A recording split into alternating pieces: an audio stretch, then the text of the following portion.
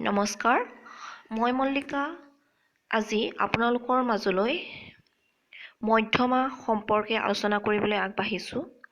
মই যোৱা কেইটা ভিডিঅ'ত মিন আৰু মোড সম্পৰ্কে আলোচনা কৰি আছিলোঁ। আজি তথ্যৰ মধ্যমানো কেনেদৰে উলিয়াই বা মিডিয়ান কেনেদৰে উলিয়াই সেই সম্পৰ্কে আলোচনা কৰিম। প্ৰথমতে আমি জানিব লাগিব মধ্যমা মানেনো কি। মধ্যমা হৈছে কেন্দ্ৰীয় মাপ মানে মাজৰ মাপ, যি তথ্যৰ একেবাৰে মধ্যম পৰ্যবেক্ষণৰ মান নিৰূপণ কৰে। আমাক যদি কেইটামান মান দিয়া থাকে তাৰ যিটো মাজৰ মান সেইটো হৈছে মধ্যমা। আমি দুটা টাইপৰ ডাটা পাইছিলোঁ, এটা গ্ৰুপ ডাটা এটা আনগ্ৰুপ ডাটা, ঠিক আছে। এতিয়া আনগ্ৰুপ ডাটাৰ ক্ষেত্ৰতনো মধ্যমা কেনেদৰে উলিয়াই সেই বিষয়ে আমি আলোচনা কৰিম। সংঘবদ্ধ নোহোৱা অৰ্থাৎ আনগ্ৰুপ ডাটাৰ ক্ষেত্ৰত তথ্যৰ মধ্যমা নিৰ্ণয় কৰিবলৈ হ'লে প্ৰথমে কি কৰিব লাগিব, আমাৰ যিখিনি মান দিয়া থাকে সেই মানখিনি আমি ঊৰ্ধ্বক্ৰমত সজাই ল'ব লাগিব। ঊৰ্ধ্বক্ৰম মানে সৰুৰ পৰা ডাঙৰলৈ আমি সজাই ল'ব লাগিব। যদি nটো অযুগ্ম সংখ্যা হয়, মানে আমাৰ দিয়া তথ্যসমূহ যদি অযুগ্ম মান দিয়া থাকে, মানে আমাৰ ধৰা তথ্য কিছুমান দিয়া আছে, সেই তথ্যসমূহত আমাৰ 7টা মান দিছে, ঠিক আছে।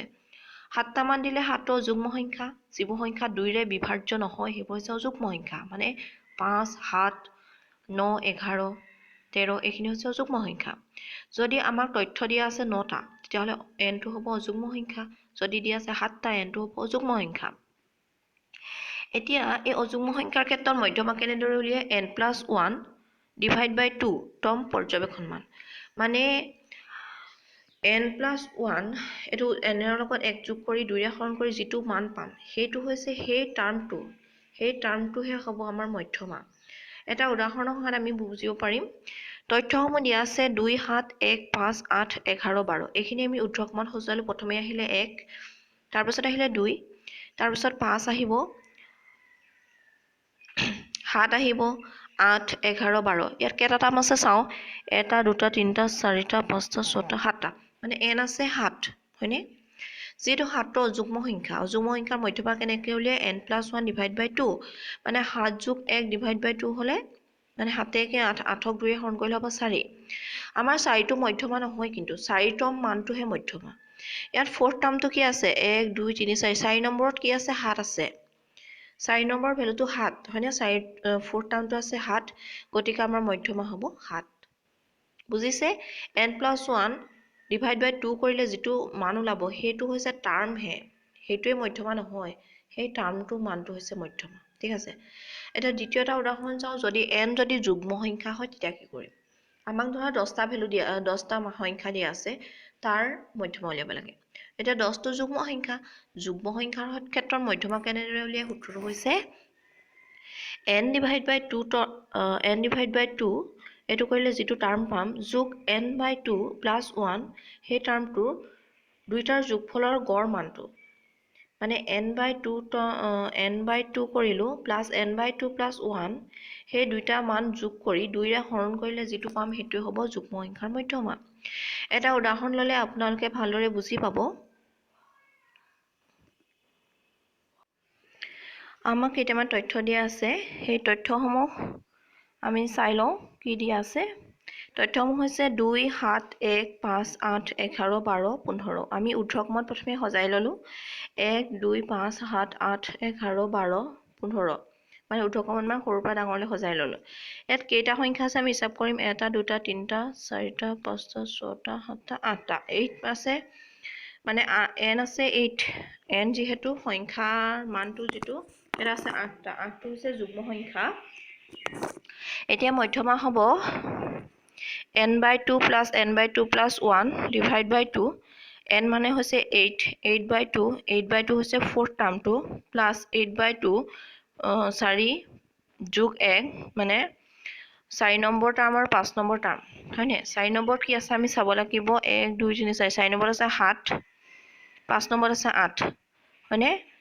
7 যোগ 8, 7 × 8 = 15, 15ক 2ৰে হৰণ কৰিলে হ'ব 7.5, আমাৰ মধ্যমা হ'ব 7.5।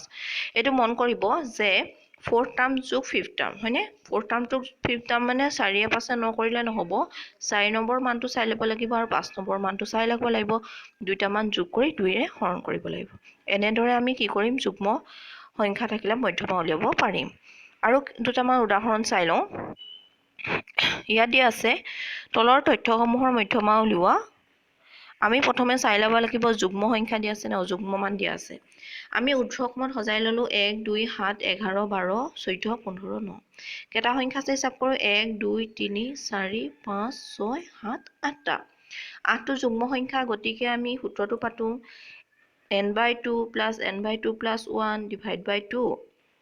এতিয়া n হৈছে 8, 8ক 2 এখন কৰিলে পাম 4 মানে 4th টাৰ্মটো, প্লাছ 8ক 2 এখন কৰিলে 4 4 একে 5 মানে 5th term, 4th term plus 5th term মানে 4th টাৰ্ম আছে 1 2 3 4 11 হয়নে, 11 পাতিলো।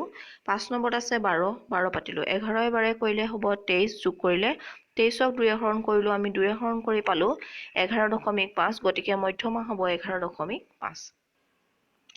আৰু এটা উদাহৰণ চাওঁ, তলৰ তথ্যসমূহৰ মধ্যমা উলিওৱা। ইয়াত দিয়া আছে 12 14 15 1 7 9 2।